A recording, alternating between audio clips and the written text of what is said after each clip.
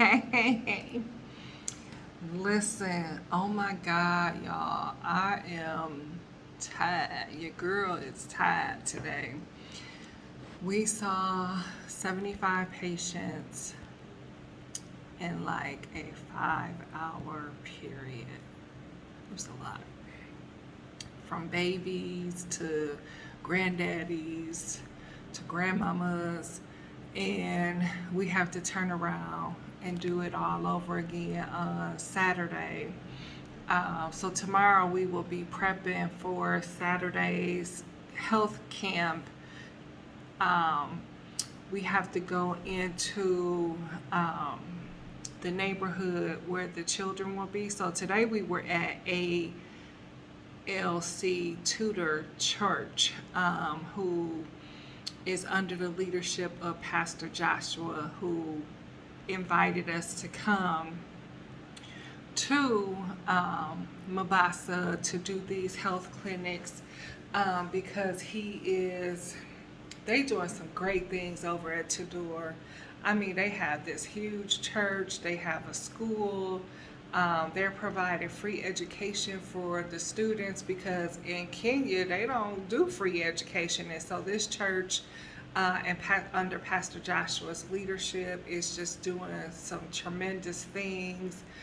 They have a garden, they have a kitchen. They, I mean, they're under construction right now. And so at one of their schools on Saturday in the neighborhood, um, they call it some. I'm not going to use the name that they call it, but it's where a lot of the younger people and families are who are in poverty, and we're going to need antifungal medication and deworming medication. And I had put the call out today for, if you can send $5, $10 to help us, that tomorrow we can put the order in for the pharmacy. So when we see the 200 to 400 patients on Saturday, we will have all the medication that we need. We passed out so many antibiotics today. There was an elder gentleman who had a wound. I mean, it was so infected. It just like literally broke my heart that he has this wound this size. And so here we are giving him, the stuff to clean the wound, but truly he needs an amputation of his leg, but he can't afford to get the amputation. And so I just like literally cried. I didn't even know what else to do. It's a lot. And so I really wanted to come here and be of service, to the community. Generally, Water World does some sanitation stuff, the biosands. We're not doing any of that. The church can place some orders for the biosands for individuals who are still in need. But yeah, this was strictly a medical mission. And I brought as much of the medication that I could. I just want to give a shout out to British Airways because I had a letter from the pastor saying I was coming over to do a medical mission, and I didn't want to go through TSA with the bags because I knew TSA would be on something different. I didn't have that kind of time. And so I just went up to the customer service rep and I explained to her that I'm going to Kenya, to Nairobi, and then to Mombasa for a medical mission. And I have this medical bag and this suitcase full of medication that I need to get to Africa. I just really need to get it. And so she went and talked to her supervisor, and her supervisor was like, let them put them bags in. British Airways let us bring those bags over, and they did not charge us. Shouts out to British Airways. And then upgraded our seats because we were going to do God's work. And so I'm just forever grateful for them. And you could see God moving in all of this, because from the time we left Milwaukee to the time we landed in Nairobi and now we're in Mombasa, you can still see God's hand in everything that we're doing. because everything just tends to fall into place and you don't really have to do a whole lot when God hands is in the place. And so I'm just coming to let you all know that today was a good day. We saw 75 patients in a 5-hour period, and we were late getting started, so some patients had left because we were trying to get some other medications, and the medications that they needed was not there. And so it was, we're trying to do better. So whatever you can offer, whatever you can give, just, send it to Kennedy. I put his contact information on there. I'm trying to leave as much light as possible for the families that are here. Some people, we just could not even give them the proper medication they needed because they couldn't afford it. They can't afford to go to the pharmacy. So we had to give them just some acetaminophen, because some Tylenol, because we couldn't do anything else for them. It just literally breaks my heart that we spent so much money doing so many other things, that there are people who are out here who are truly in need, and to see these people out here without no government support whatsoever, hustling. I mean, when I say hustling, I'm going to go out tomorrow and I'm going to video the marketplaces where these people are out here just straight grinding every day. And when I tell you they're bringing in like $20 a month, less than $100 a month, and then trying to pay for housing and utilities, and I don't know. I've never had to experience that, and so this is a different level of. I just can't even tell you. When I tell you that I cried when I seen the marketplaces in Nairobi when we were in Eastlands, oh, I cried myself to sleep that night. It was so deep. I've never seen people work so hard, but happy, smiling. When I tell you I have not seen Black people, even in America, work this hard. I've seen men pulling, I don't know if you guys know these Lee and Son trailers that people rent to move and haul and do different things. When I see men moving goods and services that they are trying to sell in these trailers with just their pure strength, no horse, no motorized bike, no bicycle, no car, no nothing. That literally broke me, because I seen so many of them out there working, just trying to make it happen for their families. Yeah, that's the night that I cried myself to sleep, because literally you see all these people out here. They are grinding, and it just, this Nipsey Hussle song just keep playing in my head, grinding all my life. And then when I met the young women who, graduated from secondary school, but they're having to work in the family business to help take care of the younger siblings because they have to pay for their school, I'm just like, Lord, what are we doing? Why?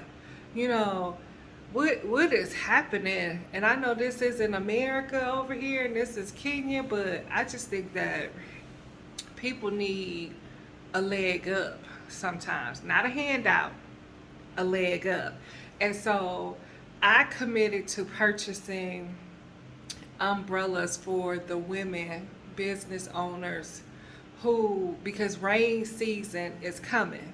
This is the rain season starts this month. And so if rain season comes and they're out trying to sell their wares, guess what? They're not going to make any money because they don't have anything to protect them from the elements to sell their products in the marketplace. And so I committed to buy 6 umbrellas to help these single women and mothers who are trying to run their business and take care of their kids, because it's the right thing to do. I just didn't know what else to do. I can't even fathom trying to take care of my kid. Listen, I know what poverty is like, but I don't know poverty.